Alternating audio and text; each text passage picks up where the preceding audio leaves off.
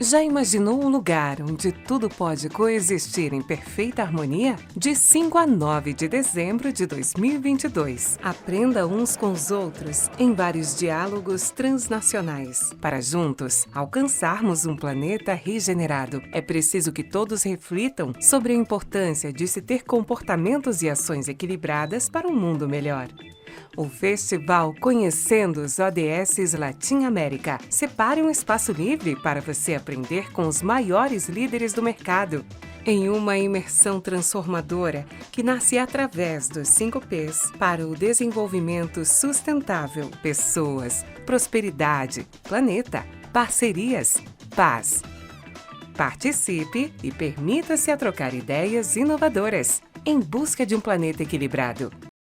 Olá, como vai? É uma honra estar de volta com vocês nesse painel que vai abordar pessoas. Festival Conhecendo ODS, trazendo toda essa parte para vocês de conteúdo e que a gente cada hora se aproxima mais dos nossos convidados. Eu vou dar boas-vindas para eles, depois eu transcorro o mini bio deles e eles têm uma apresentação e, claro, para as perguntas posteriormente. Vamos lá que eu vou dar as boas-vindas para Sandra Berenstein, do Disco, ela que é consultora de desenvolvimento humano e organizacional. Está falando de onde, Sandra? Seja bem-vinda. Muito obrigada. Estou falando de São Paulo. Que gostoso, hein? Você está no escritório, você viu que o nosso outro convidado está no meio da natureza, né? Pois é, gostaria de estar com ele lá. Essa imagem está cada um no local mesmo, né? Essa é a beleza da internet, da gente ter essa possibilidade de estar híbrida. Mas muito obrigada, viu, Sandra? Uma honra ter você aqui. Muito obrigada, eu que agradeço, um prazer. Obrigada. E agora apresentando o Fernando Rangel, ele é humanitário. Fernando, muito obrigada. E nos conte, de onde que é essa natureza linda que você está aí? Oi, Juliana. Oi, Sandra. Tudo bem, pessoal? Boa tarde. Eu estou em Toque Grande, em São Paulo. Estou aproveitando um pouquinho a tarde hoje para fazer uma fala de um lugar que me inspira, que é perto da natureza.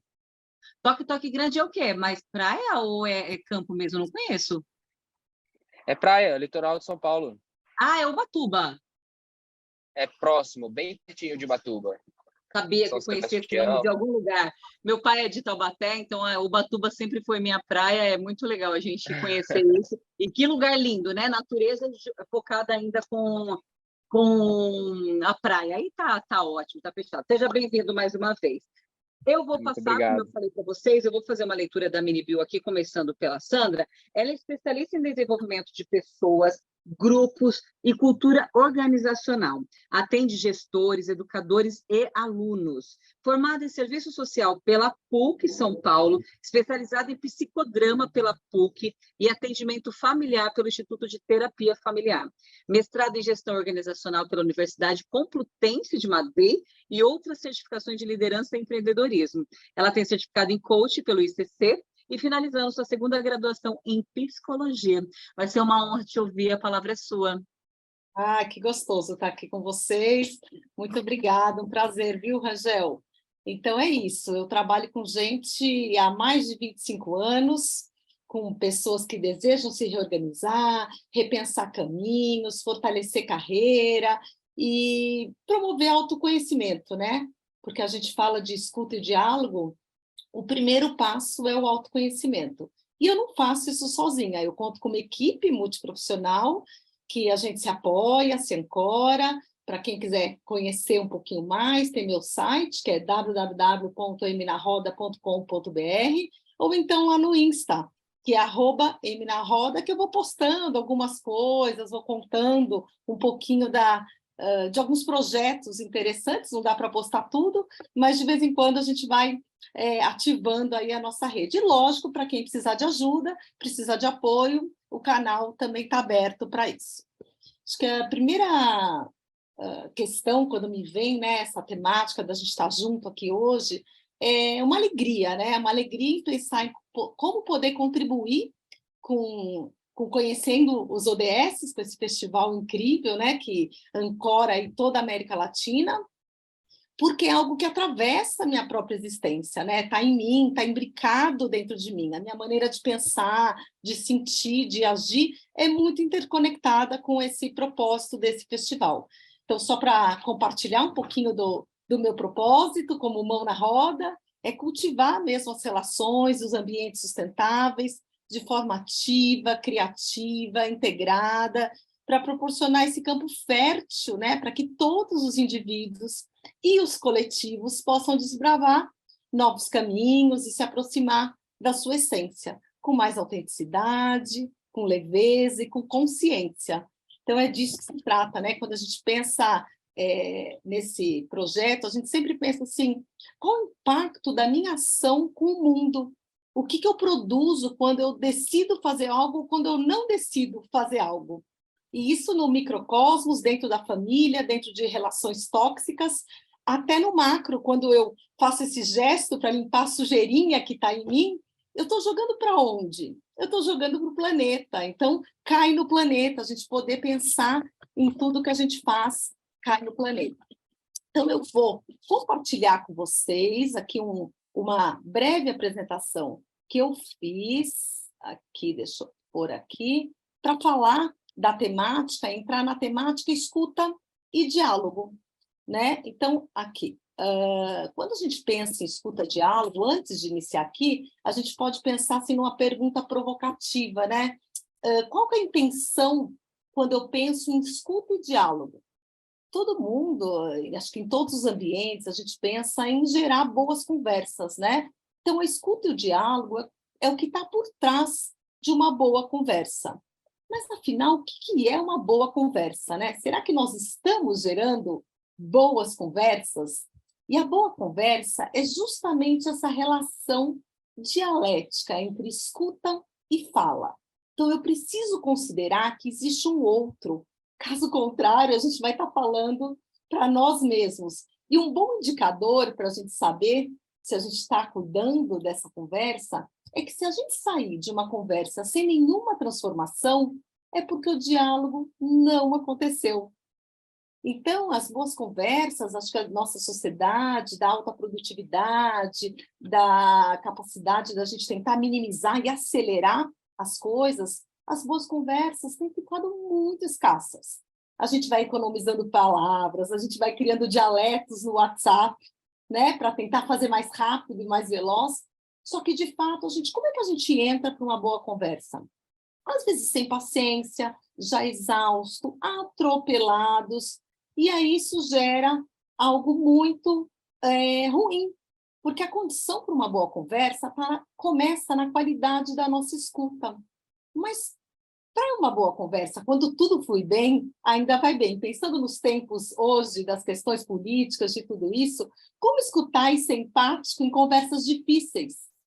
Então, a gente aqui, eu dou 6 ingredientes que não são muito longe de receita de bolo, mas é muito mais indicadores para a gente poder se avaliar. Então, aprender a me escutar, para escutar o outro, a autopercepção, a observação é o primeiro passo para a gente poder estar com o outro. Depois, ter a capacidade de sair de si mesmo.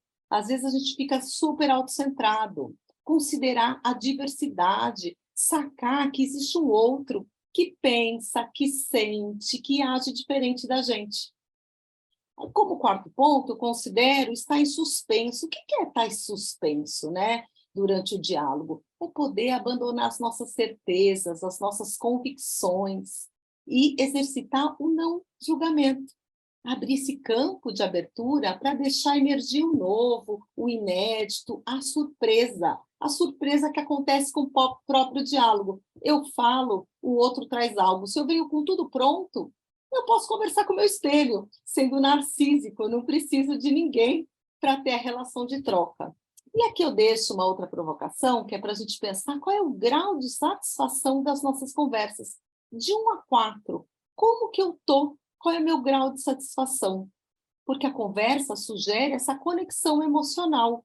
E quanto maior o nível de liderança que a gente tem, seja líder considerando os múltiplos papéis que a gente tem na nossa vida, ser mãe, ser pai já é o primeiro modelo de liderança que a gente tem, né? Ser educador, ser gestor, ser orientador, são lideranças que a gente precisa ter mais responsabilidade ainda em produzir boas conversas. Por um lado, a gente precisa fazer isso, e por outro, paradoxalmente, a gente vai tendo conversas cada vez mais difíceis. E aqui eu trago para ancorar essa conversa junto com vocês, o Otto Scharmer, não sei se todos conhecem. Otto Scharmer, ele é um cientista, um professor do MIT, de uma faculdade, de uma universidade bem bacana, de Cambridge, nos Estados Unidos, que ele trouxe 4 conceitos para a gente poder pensar nos nossos níveis de escuta. Então, a escuta download, que é aquela escuta que eu finjo que eu escutei, mas eu continuo focado no que eu estou falando. Na verdade, eu não escutei. O segundo é o factual, que algo do outro entrou no meu racional dentro de mim, mas ainda estou preocupado em ganhar legitimidade. O nível empático, que é o primeiro movimento de uma mudança de uma escuta. Então, eu saio daquela escuta defensiva com a necessidade de investigar, com curiosidade que o outro tem a me dizer. E a generativa, que é aquela conversa onde, somente em equipes, né, a gente pode ver, ou dentro de uma sala de aula, ou com próprios alunos, quando vão desenvolver um trabalho, que é aquela conversa fluida, criativa. Já não importa mais quem trouxe a melhor ideia, porque o objetivo maior é o de conseguir a meta coletiva. Então, olhar para o coletivo. E isso tem tudo a ver com os ODS, né? O objetivo maior é o ganha-ganha, quando todos ganham. Não tem país que ganha melhor do que o outro, né? Então, aqui eu deixo também uma questão para a gente poder pensar, que é para a gente pensar nas conversas difíceis que a gente teve. Quais foram as conversas difíceis nesses últimos tempos? Escolher uma conversa a que foi mais difícil e poder avaliar o seu nível de escuta. Como eu estava nessa conversa? E aqui eu trago uma avaliação que eu mesma desenvolvi a partir dos conceitos do Otto Scharmer, que é, eu estava na download, eu estava fechado nas minhas próprias ideias, eu fiquei esperando o outro terminar de falar para eu poder falar logo e dizer o que eu queria. A escuta factual, eu continuei na defesa dos meus argumentos. A empática, qual foi minha capacidade de suspender julgamento? Qual foi minha capacidade de pensar numa postura mais investigativa, para escutar de verdade? E a generativa, se rapidamente eu consigo criar conversas significativas, eu não preciso nomear quem está dando um insight, o que importa é o coletivo. E acho que aqui eu trago um link para a gente poder fazer uma conexão com o objetivo do Festival Conhecendo os ODS, que de fato é pensar, né, que o ODS está relacionado ao desenvolvimento social, econômico e sustentável. Mas a questão é que, de fato, não existe desenvolvimento sustentável sem boas conversas. Em todo momento, como é que a gente está produzindo? Se a gente produz relações tóxicas, como que a gente vai desenvolver, né, socialmente, economicamente, ambientalmente, né? E o quanto que é importante, ou gratificante, ou estratégico para cada um poder proporcionar boas conversas. E aqui deixo também uma pergunta, eu adoro perguntas, eu acho que se a gente sai de um encontro com mais perguntas do que respostas, é onde a gente ganhou, a gente já ganhou, né? Então, é uma pergunta, o que eu estou disposto a partir de agora para melhorar o meu nível de escuta? E o que eu ganho em proporcionar conversas significativas? Aqui eu deixo o meu contato, né, meu e-mail, site, Insta, e eu vou deixar por último para compartilhar aqui, depois do Fernando, uma fala do Rubem Alves, que eu gosto muito, muito.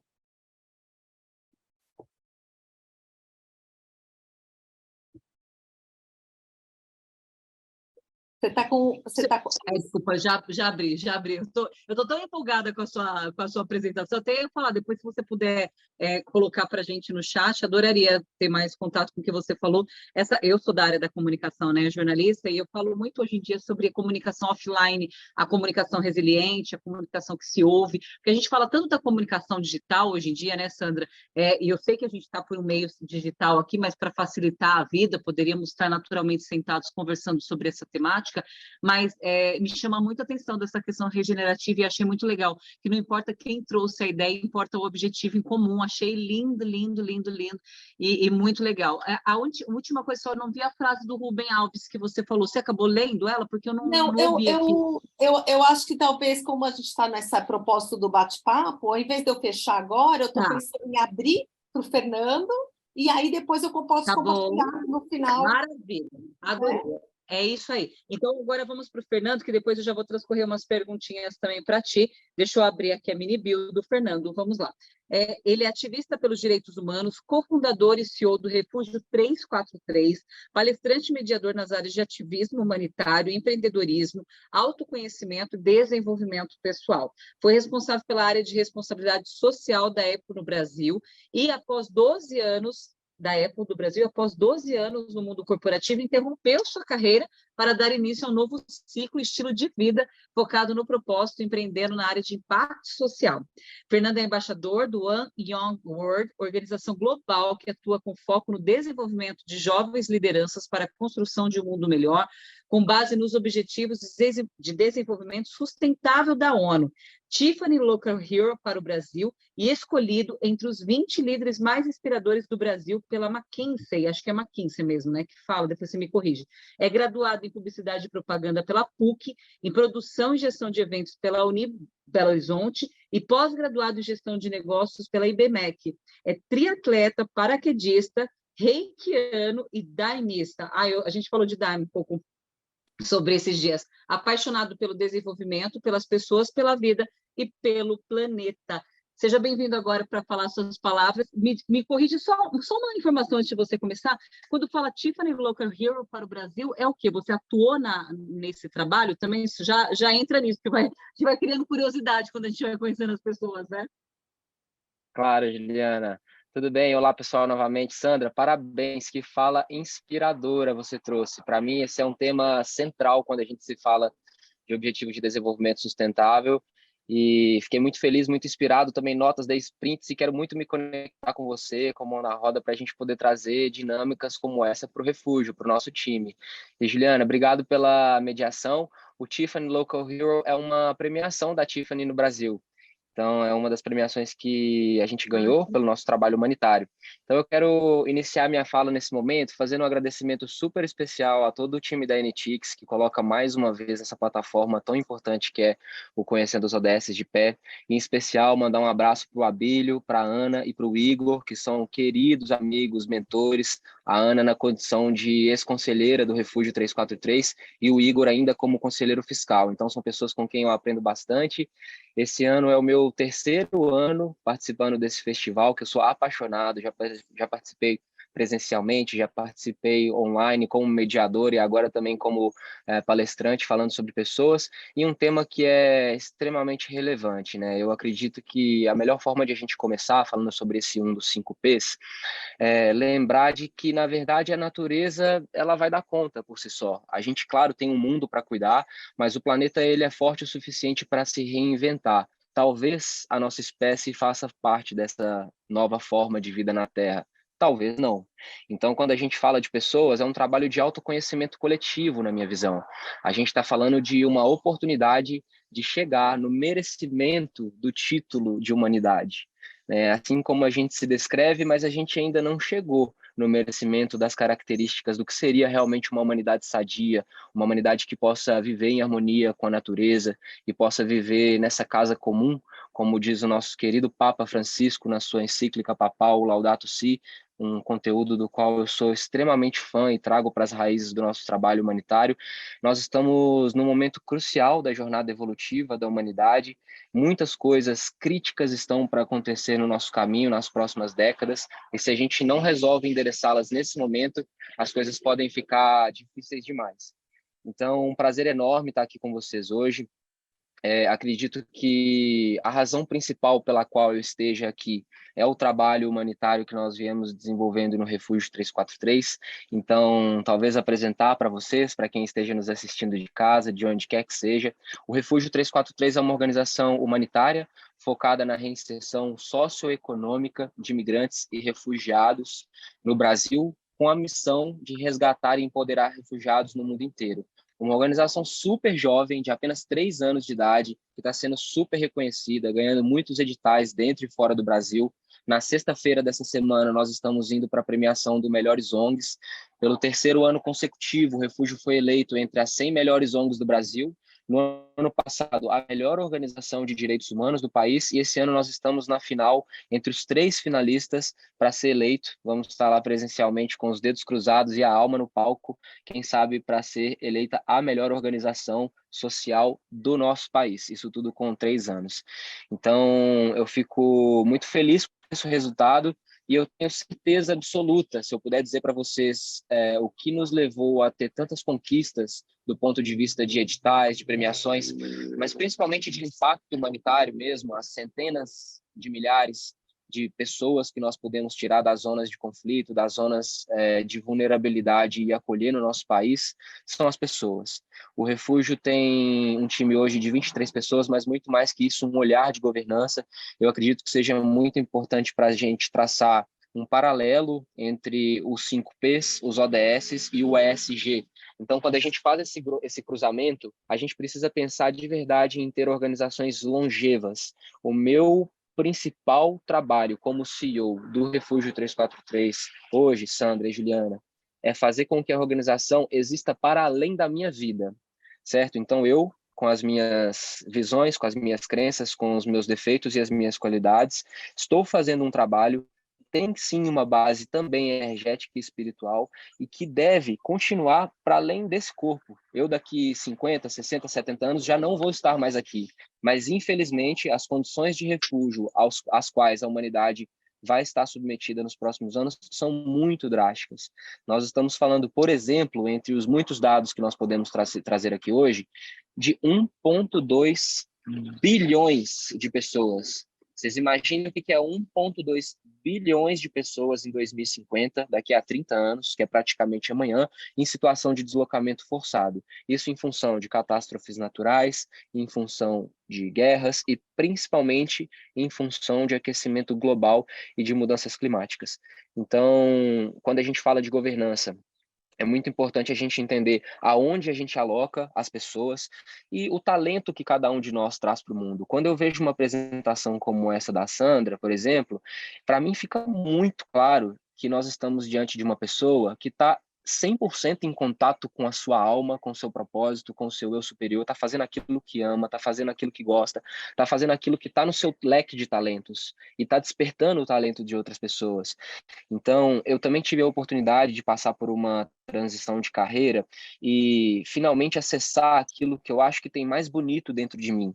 E de verdade, para mim tudo isso que nós estamos falando aqui, Objetivo de Desenvolvimento Sustentável, ESG, os direitos humanos, o Laudato Si, nós estamos falando de uma cultura de paz, mas nós estamos falando acima de tudo de autoconhecimento coletivo, de entender que nós estamos passando por um momento muito difícil e que nenhuma pessoa vai ser inteiramente feliz enquanto todos nós não formos felizes.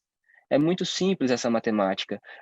Nós somos células de um grande corpo. Cada um de nós é uma célula de um corpo chamado Terra. O que acontece no nosso corpo quando a gente está com uma parte dele como algum tipo de enfermidade? A energia do corpo vai toda para aquele local, para que ele possa se recuperar e a saúde seja integrativa.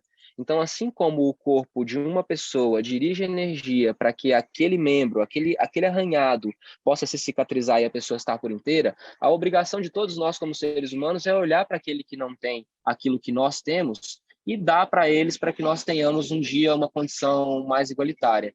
Então, as pessoas, para mim, estão no centro desse trabalho. É só o ser humano que vai conseguir fazer com que os problemas que ele mesmo causou sejam resolvidos. E nesse contexto, a gente tem feito um trabalho muito bonito, um trabalho de impacto social, um trabalho humanitário, o Refúgio 343. Trabalha com 2 eixos, o eixo de desenvolvimento social e de ajuda humanitária. E, em especial, a gente faz o acolhimento e a educação de refugiados. Então, são pessoas que estão ajudando pessoas. O nosso time é o principal beneficiário. Eu sempre brinco isso com a equipe do Refúgio 343. Nós estamos dentro de uma organização com a oportunidade de deixar o bem passar por nós para chegar numa outra pessoa. Então, a questão da evolução na minha concepção, ela tem sempre dois eixos.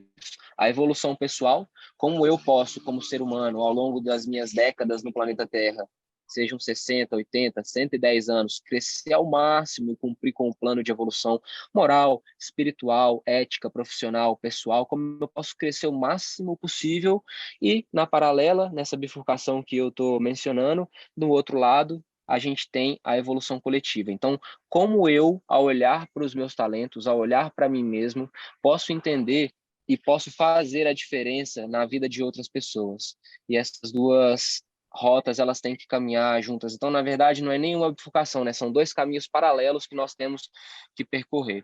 E aí, no refúgio, o que a gente faz é um trabalho de acolhimento baseado em três pilares muito importantes, já que a gente está falando aqui de objetivos de desenvolvimento sustentável. Para cada família de refugiado que a gente acolhe no Brasil, a gente tem que cumprir 3 pontos. Então, pensem: saúde, educação e emprego. Nós estamos falando de um mapeamento dentro dos 17 Objetivos de Desenvolvimento Sustentável.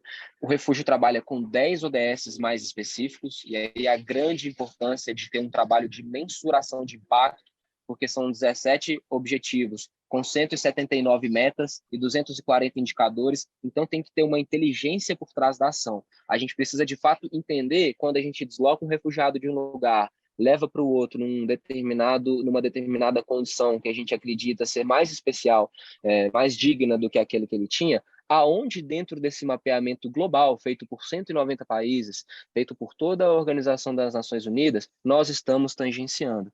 Então, a gente está falando dentro desses 10, 3 mais em especial, que é o ODS 3, 4 e 8. Nós estamos falando de saúde e bem-estar, ODS 3, educação de qualidade, ODS 4, e emprego digno e crescimento econômico, que é o Objetivo de Desenvolvimento Sustentável número 8. Então, para cada família que chega, a gente tem um grupo de acolhedores.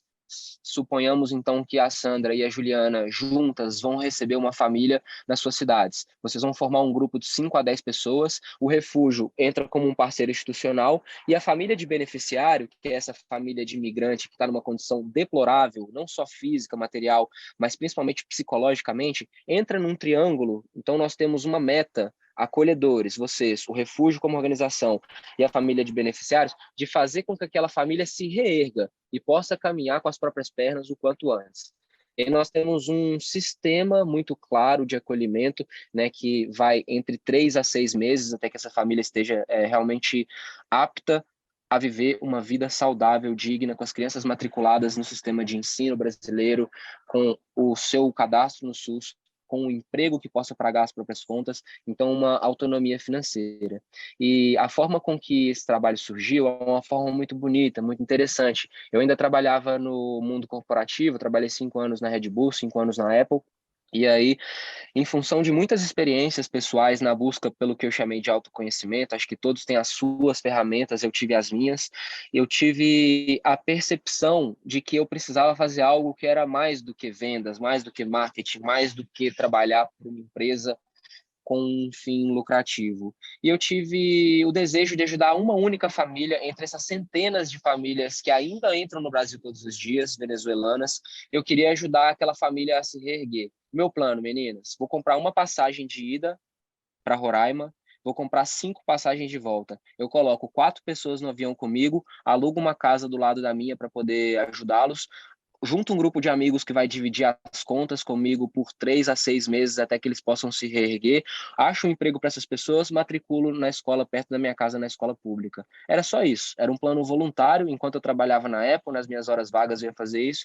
Foi tão gostoso, foi tão bonito, e a gente fala com tanta ênfase e paixão de que quando a gente começa a se colocar a serviço do bem, os portais se abrem, a mágica acontece na nossa vida, que foi chegando gente e recurso, e assim, em 3 dias a gente mobiliou uma casa inteira, essa família chegou, a gente conseguiu emprego para eles nas primeiras 3 semanas, e o grupo se animou e a gente fez o mesmo por 10 famílias. Imagina, saímos de uma para 10 famílias. A gente conseguiu fazer isso através de um financiamento coletivo, e quer saber? Pasmem, colocamos a meta de fazer isso por outras 100 famílias. Fizemos, fomos para 300, para 500, para 800. Hoje o refúgio já acolheu 1.300 famílias. São quase 3.000 refugiados em 200 cidades do país inteiro.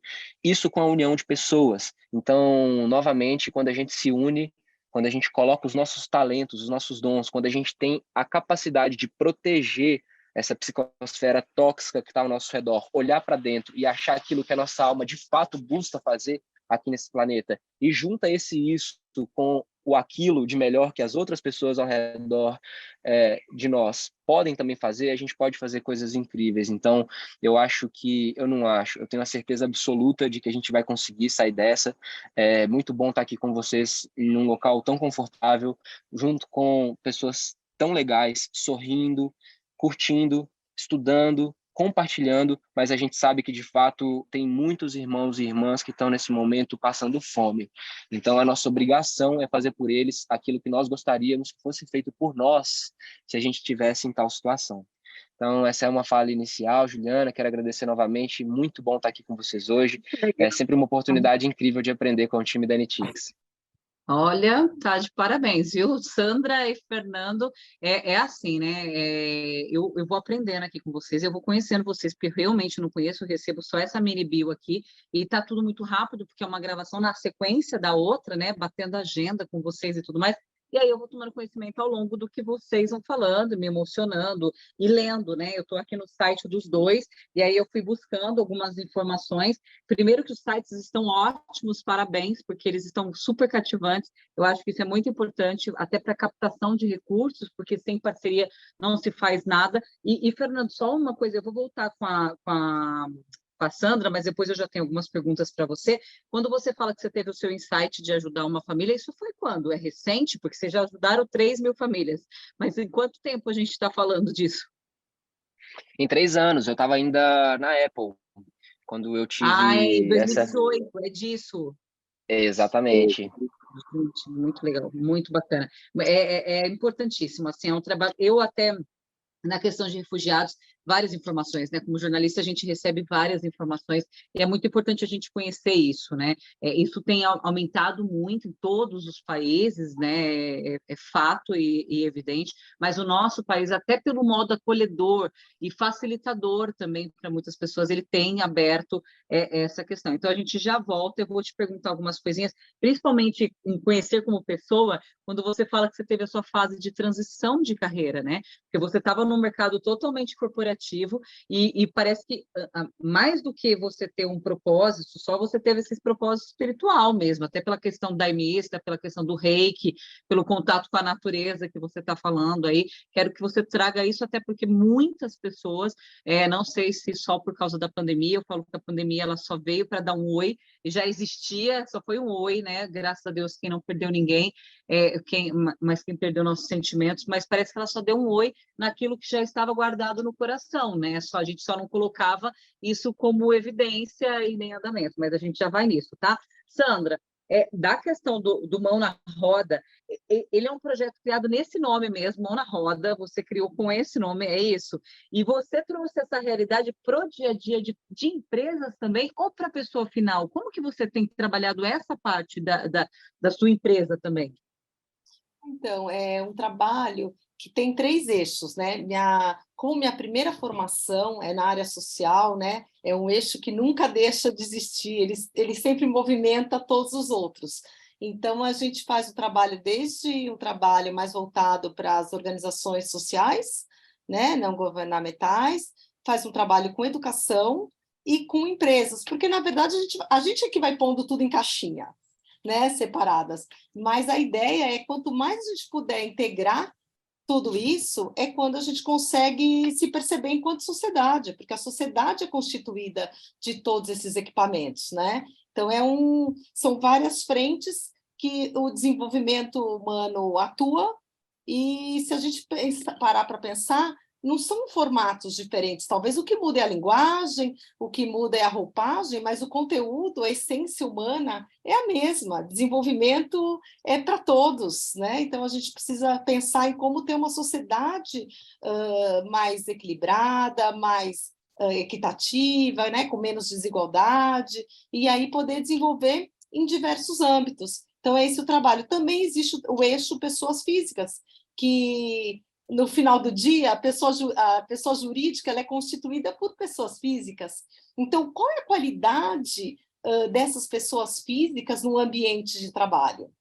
Hoje, eu acho que a gente tem uma questão muito forte, que a gente tem nomes e sobrenomes, denominada de burnout, que vai sair agora no CID-11, né, como uma doença já formalizada, que é algo espetacular. Enquanto a nossa sociedade não puder continuar vivendo adormecida, estereotipada, vivendo de maneira mecanizada, eu acho que o Fernando veio de grandes corporações, ele sabe bem, né, quando eu digo isso, sem a pessoa se dar conta, né, da sua essência, do seu propósito, do seu canal, que às vezes vira uma situação tão robotizada que você não consegue sair desse círculo vicioso e você reproduz muita toxicidade no ambiente de trabalho. Então, por isso que daí a gente foi pensar em cultura, porque não adianta você trabalhar também só com os indivíduos, a gente tem que olhar para a cultura organizacional, de que forma essa cultura está gerando impacto,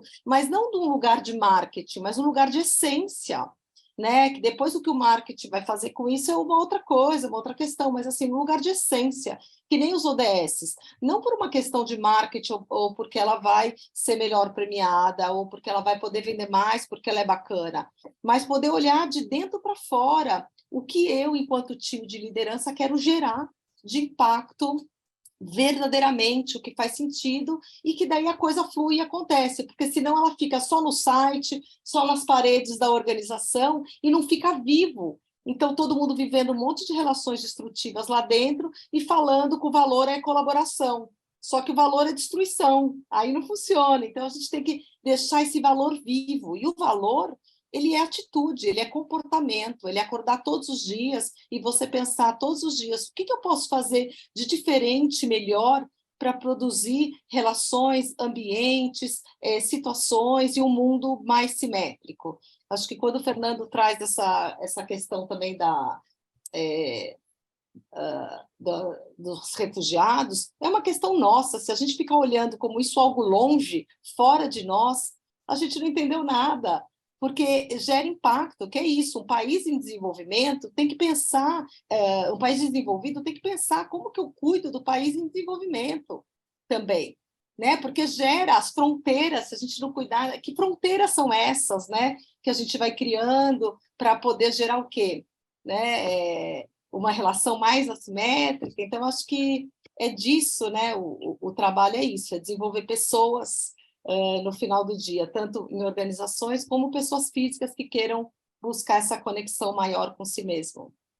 Perfeito. Sandra, antes da gente encerrar depois a participação, que a gente vai ter mais uma curtinha, eu vi que no seu blog você escreveu algo sobre tecendo relações à arte de desenvolver equipes. Como a gente tem muito empresário que nos assiste, eu acho que é legal se você puder transcorrer isso, dicas básicas, assim, dessa base mesmo, de organizacional, que é tão difícil, né? Gerir, a palavra difícil, a gente já tem até fugido dessa palavra, tem usado sempre desafiador, né, para ser mais prático, mas eu gostaria que você trouxesse, pelo menos rapidamente, sobre isso, que eu acho que vai ser muito válido para todos. E é óbvio, quem quiser mais informação, você mesmo já passou sobre o site. Agora, Fernando, voltando para ti, eu gostaria muito que você falasse sobre a transição de carreira, porque eu acho fundamental também isso com as pessoas que estão aqui, ainda mais que estamos falando do P de pessoas, então acho que isso é importante relevar, por mais que a gente já tenha sentido que foi algo, né, que acaba tá no seu interior e acabou externalizando, mas me fala um pouco sobre como foi esse momento e como você se viu também, porque eu acredito que não tenha sido fácil, né, você acabar saindo do mundo tão corporativo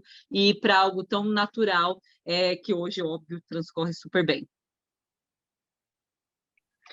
Transição de carreira, Juliana, é um tema pelo qual eu sou apaixonado. Hoje eu faço mentoria de transição porque eu acho que é muito lindo quando a pessoa consegue chegar no lugar onde nós três estamos, que é fazer aquilo que o seu coração está pedindo, ponto. E usar os seus talentos, usar os seus dons para, de alguma forma, contribuir para o mundo. Eu venho de uma família bastante simples, uma família de imigrantes. Os meus pais, avós, ancestrais vieram caminhando das roças de Minas Gerais até os meus pais se encontrarem em Belo Horizonte, onde eu nasci. Então, a questão da migração faz parte da minha história. E uma família bastante pobre, materialmente falando, mas, por outro lado, rica em valores. Assim, eu tive uma educação fantástica dos meus pais, recebi muito amor durante toda a minha infância. Então, o contexto no qual eu me vi me obrigou ou me impulsionou a trabalhar pela sobrevivência. Então, até os meus 20 e poucos anos, eu estava naquele modelo padrão, talvez automático, que está a grande maioria das pessoas, que é o medo de faltar. Então, trabalhar para poder fazer dinheiro, ter uma carreira sólida, né, ser reconhecido, ter influência. E aí, quando eu me mudei para São Paulo, eu já fazia parte da doutrina espírita, kardecista, que eu ia com meu pai. Eu comecei a me apegar nessa doutrina e meditar bastante, comecei a tirar tempos para mim mesmo, e aos poucos fui percebendo que existia algo além. E fui buscando. Em determinado momento eu tive a oportunidade grandiosa de ter contato com as medicinas da floresta amazônica.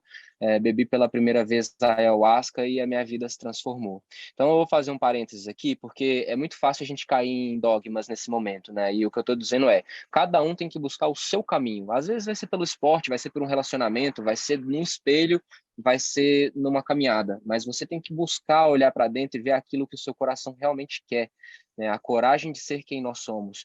E no processo das medicinas da floresta, que eu vim então entrando em contato há 12 anos, consagrando a ayahuasca, que é o santo daime, o cambô, a sananga, o rapé, né? Medicinas tão puras que a própria natureza nos dá, existe um processo que nós chamamos de dissolução do ego, que a medicina, através de uma expansão da consciência, faz com que você passe. E aí você consegue entender e se integrar num sistema que é muito maior do que o próprio eu. E por pelo menos um instante você sair do seu ego e ver os problemas do mundo. Então eu que já tinha uma base kardecista, espiritual, a questão da compaixão, da caridade, estava fazendo parte da minha vida na teoria, e eu, a partir daquele momento, não conseguia aceitar mais nada além de olhar para o sofrimento que eu estava vendo ao meu redor, como se uma lente tivesse sido colocada e eu passasse a ver as dores do mundo. E aí comecei a buscar formas de fazer isso acontecer. Estava saindo já da Red Bull, fui para a Apple, uma empresa que tinha como valores a educação, né, a tecnologia como ferramenta de transformação para as pessoas e para um mundo melhor.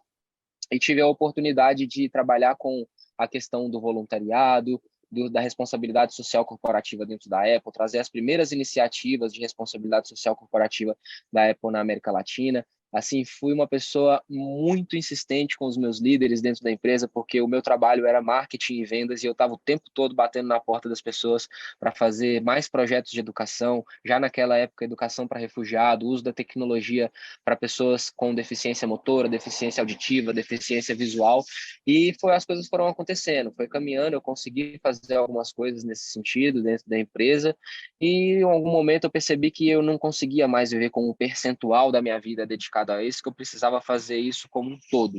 Eu precisava dedicar minha vida a isso. Então, eu tentei uma primeira vez fazer o meu desligamento. Tanto os meus líderes dentro da empresa, quanto os meus amigos e a minha família me seguraram, ninguém deixou eu fazer isso, as pessoas acharam que eu estava louco, como assim eu ia sair da maior empresa do mundo, ganhando o salário que eu estava ganhando, na posição que eu estava ganhando, já numa posição executiva, e aí eu segurei e falei, não é possível, é tanta gente querida que me ama, que está falando que eu estou no caminho errado, que eu vou me dar o benefício de pensar mais um pouco, se for real, essa vontade vai persistir, e daqui a pouco eu faço essa transição. Aí refleti bastante, foi bom que eu estudei muito a questão dos objetivos de desenvolvimento sustentável, comecei a viajar o mundo pela própria empresa, o One Young World, o Global Social Business Summit, conheci grandes líderes globais, e aí senti que eu estava pronto e realmente me desliguei da empresa, me desliguei da Apple. Naquela época eu já estava com o projeto, a princípio, voluntário, de fazer o acolhimento, né, da primeira família com um grupo de amigos e familiares, e as coisas foram caminhando bem, no sentido de que eu saí e eu percebi que a vida era mais do que a segurança que uma posição corporativa me dava.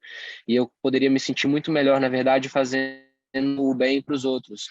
E aí o Refúgio virou uma organização formal a partir do momento que a gente entendeu que dava para aplicar tudo aquilo que a gente havia aprendido no mundo corporativo no terceiro setor brasileiro, que ainda é tão tímido, um setor que precisa tanto de governança, precisa tanto de profissionais como nós aqui, dedicando, né, a nossa energia, o nosso talento E aí a transição, ela foi uma transição de muito sucesso. Hoje o Refúgio é essa organização reconhecida e faz parte da minha missão hoje, não só o trabalho humanitário, o trabalho de desenvolvimento social, mas inspirar as pessoas a fazerem aquilo que elas realmente amam e deixar para trás aos poucos o medo daquilo que elas não têm.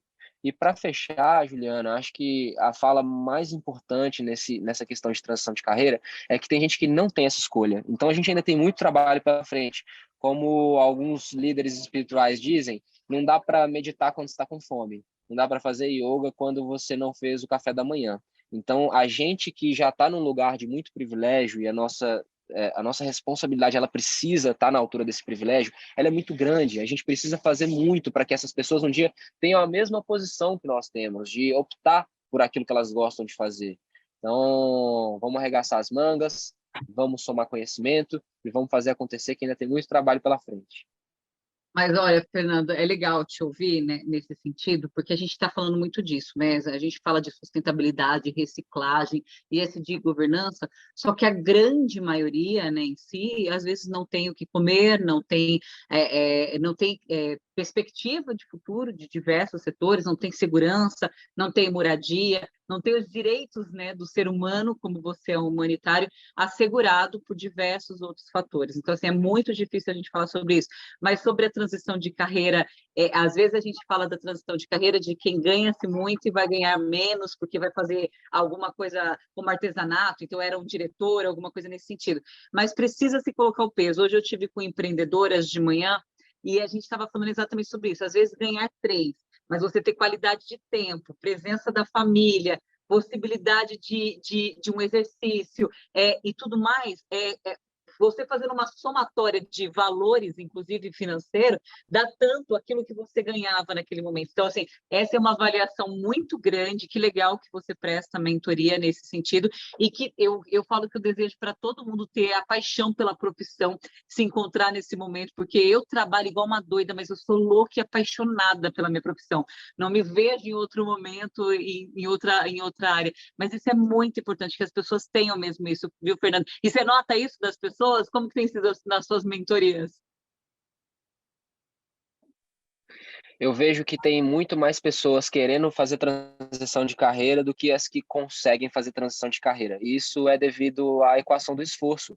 Não é fácil mesmo. Tem todo um trabalho emocional, psicológico, financeiro. A transição de carreira é readequar o rumo da sua vida. É você olhar para a bússola, readequar ela e acreditar que naquela direção que você não está vendo nada ainda, mas que você vai chegar naquele pote de ouro. Então tem que ter muita fé, tem que ter muita esperança, tem que ter muita certeza e principalmente tem que suar, tem que ralar. A transição de carreira ela acontece num pico de muito esforço, porque você está fazendo aquilo que você já faz e você tem que colocar uma quantidade de horas adicionais em conhecer aquele novo mundo, em achar oportunidades daquele novo modelo de negócios, de como você vai se restabelecer financeiramente. Mas depois que você atravessa essa bolha, a vida muda. Você é como se você conseguisse, antes você enxergava em preto e branco, agora você enxerga numa paleta de cores infinita, porque você consegue ver beleza em tudo. Você está sendo um canal, você está entregando para o mundo os seus dons, os seus talentos, aquilo que você veio exercer de fato. Então, vamos ter coragem, meu povo, que é possível. Coragem, acima de tudo, né? Sandra, igual eu falei contigo, a gente já está quase caminhando para o encerramento, então eu vou passar aqui para você uns 5 minutinhos para você transcorrer sobre aquela temática que eu falei, que eu vou ressaltar aqui, e depois cada um de vocês com 3 minutinhos para as considerações finais e focar bem na questão de pessoas e aquela transmissão final. Sandra, eu tinha conversado contigo, que eu achei muito interessante aqui no seu blog, tecendo relações à arte e desenvolver equipes. Como que toda essa parte que você tem aí pode somar? Acho que antes disso me vem muito forte, né, o que o Fernando fala, para tecer uma equipe precisa ter um sujeito primeiro, precisa ter alguém que precisa sair do ego para ir para a consciência, isso em todos os sentidos, e acho que quando a gente pensa numa transição de carreira, que o Fernando estava compartilhando agora, é justamente isso, é você deixar de ser a sua cadeira, o seu nome, o seu status, o seu poder, para você poder se abrir inteiramente para o novo, para deixar emergir algo novo que, de fato, tem uma conexão emocional. Mas o primeiro ponto é, de fato, ter essa conexão emocional, você sacar dentro de você, porque não tem receita pronta, mas tem valores, né? O que importa para mim hoje não é o que importava para mim há 10 anos atrás. Então, o que importa, né? E é poder revisitar, poder se autoconhecer para você fazer essa escolha consciente. Porque se ainda o valor for reconhecimento e grana, vai ser difícil você fazer essa transição. Então, acho que isso é muito importante. Como o próprio Fernando falou, tem um autor que é Maslow, né? Que ele traz a pirâmide de Maslow, que ele traz como ciência, ele comprova cientificamente como se a gente não tiver as primeiras necessidades atendidas, a gente não vai para propósito.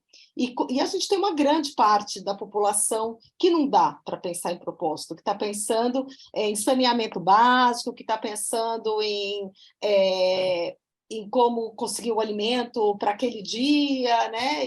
Então, ainda está com menos de $1 dia, né? Podendo viver, e a gente tem uma grande população ainda nessa situação. E voltando para as equipes, o que fica forte, né, Juliana, eu acho que de maneira muito sucinta, é pensar como eu saio de um agrupamento de pessoas para se tornar um grupo, um time.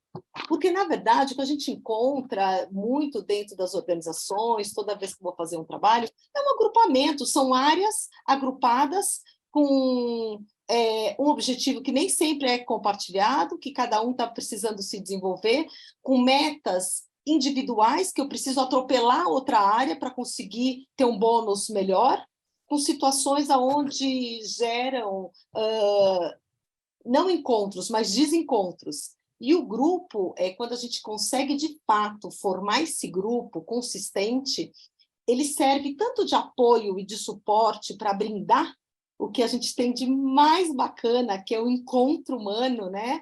Que permite você olhar para o que está fora de você, mas para aquilo que está dentro de você também, você pode reconhecer no outro. E aí você pode, se reconhecendo, você pode somar potências, você pode encontrar a relação de complementaridade, quando tem diferentes talentos, quando tem diferentes competências, e não numa rivalidade onde cada um está tentando buscar tudo. A gente não tem tudo, a gente tem competências específicas, a gente pode correr atrás e se desenvolver em outras, mas quando a gente pensa em desenvolvimento de time, a gente pensa isso, a gente pensa em formar um grupo para que juntos, né, tem aquela frase bacana africana, que é sozinho eu vou mais longe, mas juntos a gente voa mais alto, né? Então é isso, né? Bom, um você vai mais rápido, o outro você vai mais alto, mas assim, quando a liderança pode promover esse tipo de trabalho, quando a organização tem isso como valor, né, a cooperação em vez da competição, que é algo muito importante, muito instituído na nossa sociedade capitalista, né, a competição. A gente nasce nas relações familiares, nas relações de fratria já tentando competir. E a ideia é a gente poder, juntos, conseguir algo com essa meta coletiva de que não importa mais quem falou o quê. E acho que o mais importante também eu trazer um pouquinho para vocês, pensar na metodologia para que isso aconteça, para a gente sair das racionalizações, daquilo que já está cristalizado. A gente sempre promove encontros lúdicos com vários mediadores, para a gente poder falar de algo que dói, que é difícil, que incomoda, para poder mediar os conflitos de uma maneira gostosa, prazerosa, porque é isso que eu falo, né? Tudo precisa ser com autenticidade, com consciência e com leveza, não precisa ser difícil, não precisa ser duro, não precisa ser tenso se aprender uma competência, você se desenvolver como grupo. Pode ser leve, pode ser prazeroso, e a gente poder se conectar com esse canal. E acho que também, quando a gente se conecta com esse canal, a gente pode ser esse canal, né? A gente pode exalar esse canal, mas a gente precisa se conectar com ele primeiro. E acho que é disso que se trata um trabalho de desenvolvimento humano de dentro para fora mesmo, né? Legal. Ô, Sandra, você sabe que hoje, em uma das apresentações da empreendedora, ela falou assim, ela lidava muito com homens, né? Então, ela era a chefe, né, de homens e tudo mais. E uma coisa que ela aprendeu no decorrer, que falava que pode ter conflito, A gente tem que ter 15 minutos para conflito, depois é solução. Se a gente ficar muito nessa coisa dura de ficar falando, é triste, porque o outro, porque eu não sei o que lá, a gente não segue e a gente não chega no ponto comum. E isso devia ser mais prático no nosso dia a dia e principalmente das empresas que lidam com diversas educações diferentes. Dentro de casa não é igual, imagina numa empresa que cada um tem sua cultura, cada um tem seu estilo. Isso deve ser aplicado nesse dia a dia, né, Sandra? Total, e a questão, né, assim, o conflito é algo muito saudável, né? A gente precisa entender que a ausência de conflito é porque tem um outro autor que ele fala disso, né? Ele fala que tem duas saídas, que ou a ausência de conflito, ou você finge que está tudo bem, continua fazendo da sua maneira e não se vulnerabiliza, ou, de fato, você passa por cima de tudo isso. Então, assim, e não consegue dialogar, não consegue se vulnerabilizar, não consegue poder, de fato, trabalhar a questão. Então, é muito importante o conflito. O conflito significa que está vivo, que tem relação. E aí a gente pega em todos os âmbitos, desde uma família, quando tem ausência de conflito, não tem diálogo, não tem trabalho, não tem relação. Enquanto tem conflito, é porque algo ainda está vivo, que incomoda, que precisa ser vivenciado, falado. Agora, é como a gente vai trabalhar o conflito. Então, acho que a forma, né, a gente poder pensar em alternativas, em comunicação não violenta, em pensar formatos com técnicas, com ferramentas, onde as equipes possam receber essas ferramentas, porque tem um tanto também de conhecimento, né, de mudar os padrões estereotipados que a gente foi recebendo na cultura que a gente veio, na geração que a gente tem, né? E poder ter esse conhecimento para poder, de fato, usar essas ferramentas e usar, que é a atitude, né? Que uma competência é conhecimento, mas é habilidade, quantas vezes você fez, e atitude, né? Quando você faz aquilo acontecer, quando você coloca essa ferramenta viva, a serviço do outro, da empresa, né? Fundamental, fundamental. Olha, gente, que bate-papo gostoso. Eu vou fazer isso, tá? A gente vai ter aqui, na realidade, 2 minutinhos no máximo para cada um. Fernando, vou começar por você e depois eu vou para a Sandra. Sua palavra, as considerações finais. Obrigado, Juliana. Vai ser bem breve. E a minha consideração final é uma provocação através de uma pergunta, que é: como vai ser o mundo depois que você tiver passado por ele? Já se foram 108 bilhões de pessoas, 108 bilhões de nós já pisaram nesse planeta. Não vamos ser apenas mais um. Está na hora da gente fazer a diferença, da gente fazer história, fazer uma história positiva, mudar o curso da humanidade e agir com gratidão por esse planeta maravilhoso que nós temos. Exatamente, gratidão é fundamental. Fernando, muito obrigada, gratidão nossa aqui de ter sua participação Obrigado, incrível, Juliana. seleção aí, Dani NTix, mandando super bem, me fazendo conhecer novas pessoas fantásticas. Obrigada mesmo, viu? Um abraço para todos, para a Vanessa que também está te acompanhando aqui no nosso bate-papo, fico muito feliz. Obrigada, viu? Sandra, você me conte um pouquinho suas considerações finais, por favor. Eu acho que eu vou ler aqui o que eu tinha... A frase, não me deixe sem a frase. Do Rubem Alves. Isso. O que as pessoas mais desejam é alguém que as escute de maneira calma e tranquila, em silêncio, sem dar conselhos, sem que digam: se eu fosse você. A gente ama, não é a pessoa que fala bonito, é a pessoa que escuta bonito. A fala só é bonita quando ela nasce de uma longa e silenciosa escuta. É na escuta que o amor começa, e é na não escuta que ele termina. Não aprendi isso nos livros, aprendi prestando atenção. Rubem Alves. Muito legal, Sandra. Você sabe que eu, como jornalista, às vezes as pessoas falam assim para mim: mas você me passa a lista de perguntas? Eu falo: gente, mas eu preciso ouvir você primeiro. Posso passar o que você quiser, mas se você não responder aquilo que eu acho que eu quero, também não adianta passar. Eu posso te nortear. Então, nosso norte hoje foram pessoas, né? Mas eu, às vezes, eu fico ouvindo tanta pessoa assim que eu falo: poxa, que bom, entendeu? Que oportunidade. Que oportunidade, Sandra. Obrigada, viu, pela sua presença também.